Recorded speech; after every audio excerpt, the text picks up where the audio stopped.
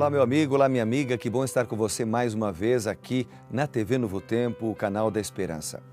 Esse, você sabe, é o programa Reavivados por Sua Palavra. Cada dia nos encontramos para estudar a Bíblia, para juntos ouvirmos a voz de Deus, para estudarmos a revelação das Sagradas Escrituras e, é claro, para orarmos juntos em favor das pessoas que necessitam. Hoje nós vamos orar pela nossa família, pedindo a bênção do Senhor sobre nós, sobre mim, sobre você, sobre as minhas filhas, sobre a minha esposa, sobre os teus filhos, sobre o seu cônjuge, sobre os seus amigos, porque nós precisamos orar uns pelos outros. Então hoje eu tive esse desejo no coração antes de nós lermos Provérbios 28, que é o texto que nós vamos ler hoje na sequência do Reavivados por Sua Palavra. Vamos buscar o Senhor em oração? Bondoso Deus e Pai, nós te louvamos, ó Deus, pela oportunidade de ouvir a Tua voz. Mas agora nós queremos pedir uma bênção sobre as famílias. Há tantas famílias se desestruturando, tantas famílias com brigas entre pais e filhos, entre esposo e esposa. E nesse momento, ó Pai, toca no coração de maneira muito especial daqueles que precisam da Tua bênção, daqueles que precisam da Tua paz, daqueles que precisam da Tua harmonia, daqueles que precisam do Teu cuidado. Provérbios fala tanto de família e nós queríamos, ó Pai bondoso, receber uma bênção especial sobre a nossa família. Dá-nos segurança, certeza e a proteção do Teu Santo Espírito. Entregamos agora, Senhor, tudo o que temos e somos nas Tuas mãos para ouvir e receber as Tuas bênçãos para entender a Tua palavra. Amém. Muito bem, vamos a Provérbios 28. Provérbios capítulo 28 trazem lições diversificadas. É um capítulo que fala de contrastes, com ênfase em questões políticas, nas questões econômicas e também ele fala aqui do ambiente doméstico. Então nós vamos, como fazemos aqui geralmente, citar alguns versículos que eu selecionei, que falaram ao meu coração e que certamente podem falar ao seu coração também. Obviamente que eles não excluem, você sabe disso, a sua comunhão pessoal e a leitura particular que você deve fazer das Escrituras Sagradas, porque quando você ler Provérbios 28 sozinho, você e Deus, você pode ouvir a voz de Deus e Jesus pode falar particularmente a você através de um versículo bíblico em especial. Bom, eu destaquei aqui o verso 6, por exemplo, que diz assim: melhor é o pobre que anda na sua integridade do que o perverso nos seus caminhos, ainda que seja rico. Ou seja, o que ele está falando aqui é de honestidade, o que ele está falando aqui é de integridade, é da maior necessidade do mundo, a necessidade de homens honestos, de homens íntegros, de homens puros, de homens que permaneçam fiéis e firmes pelo que é certo, ainda que caiam os céus, de homens que façam aquilo que é certo, como a bússola é ao seu polo correta. Então, integridade, justiça, honestidade são os valores apresentados aqui em Provérbios no capítulo 28. E não é esse um dos maiores valores, uma das maiores necessidades que nós sentimos em nossos dias hoje?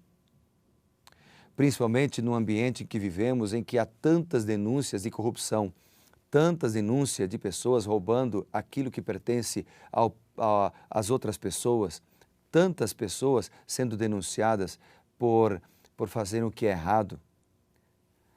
É nesse ambiente que Provérbios clama pela honestidade. Provérbios 28 clama por pessoas corretas, por pessoas íntegras que entregam o coração a Deus e se dispõem a ser usados por Ele e a fazer o que é certo. Outro verso que eu destaquei no capítulo 28 é o versículo 7, por exemplo, que diz: o que guarda a lei, ele é um filho prudente. A palavra guardar, ela me lembra de Apocalipse capítulo 1, verso 3, que diz assim: bem-aventurado aquele que ouve, aquele que lê, né? Aquele que ouve e aquele que guarda as coisas nela escrita, porque o tempo está próximo. Então, ler a Bíblia é importante, ouvir a Bíblia é importante, mas guardar no sentido de praticar, de colocar em prática, é muito importante. É por isso que esse versículo que nós acabamos de ler, ele está em conexão com outro verso bastante conhecido de Provérbios 28. Esse verso, que é o versículo 7, está em conexão com, por exemplo, o versículo 13 e o versículo 9. Vamos dar uma olhada? O verso 9 diz assim: o que desvia os ouvidos de ouvir a lei, até a sua oração será abominável. Ou seja, o que ele está falando aqui não é que aquela pessoa que, por exemplo, está em pecado, vai pedir perdão pelos pecados e tal, ela não será ouvida. Não é isto. O que o texto está dizendo é que tem muitas pessoas que querem até orar, ou querem receber as bênçãos da oração, ou querem receber as bênçãos de Deus, mas não estão dispostos a serem obedientes e a obedecer os preceitos do Senhor. Ou seja, aquela pessoa que quer para si, mas não está disposta a retribuir. Aquela pessoa que quer receber de Deus as coisas boas, as bênçãos materiais, geralmente são materiais ou de saúde, mas ele não quer retribuir com amor, com fidelidade. É por isso que Jesus disse lá em João, se me amais, guardareis os meus mandamentos. Então a guarda dos mandamentos não salva ninguém. O que nos salva é a graça de Cristo. No entanto, como retribuição a Jesus por tão grande amor demonstrado na cruz do Calvário, por tão grande amor demonstrado por mim diariamente através da intercessão, por tão grande amor que Jesus demonstra por mim ao prometer que Ele vai voltar, por tudo isso, eu devolvo a Ele fidelidade, eu devolvo a Ele integridade. Então o texto diz, o que desvia os ouvidos de ouvir a lei, ou seja, aquele que não quer ser fiel, aquele que sabe o que deve fazer, mas não faz, esse até sua oração será abominável. E aí então vem o versículo 13 que diz assim, o que encobre as suas transgressões jamais prosperará, mas o que confessa e deixa alcançará misericórdia. O que o texto aqui está falando é que a prosperidade espiritual é impossível para aquela pessoa que acaricia o pecado. O que o texto está dizendo aqui em Provérbios, capítulo 28, é que há perdão para aquele que confessa os seus pecados, mas aquele que não confessa, aquele que deliberadamente peca, sabendo que está errado, sabendo que aquilo que ele está fazendo não está correto, ele vai colher as consequências da sua própria decisão. Quando a gente vai lá para Atos dos Apóstolos, por exemplo, vamos ler junto o que está escrito lá em Atos capítulo 3, verso 19, eu até marquei aqui. Atos 3 diz o seguinte, no versículo 19, está aqui, arrependei-vos, pois, e convertei-vos, para serem cancelados os vossos pecados. Deus tem prazer, vontade, desejo e intenção de perdoar os nossos pecados. O que nós precisamos fazer é a nossa parte, ou seja, tomar a decisão de ir a Ele confessando os pecados, reconhecendo os nossos erros, pedindo ajuda para sermos fiéis. E Ele vai nos perdoar, mas Ele vai também nos ajudar. Porque esse nosso Deus é maravilhoso. Ele não apenas perdoa, Ele ajuda.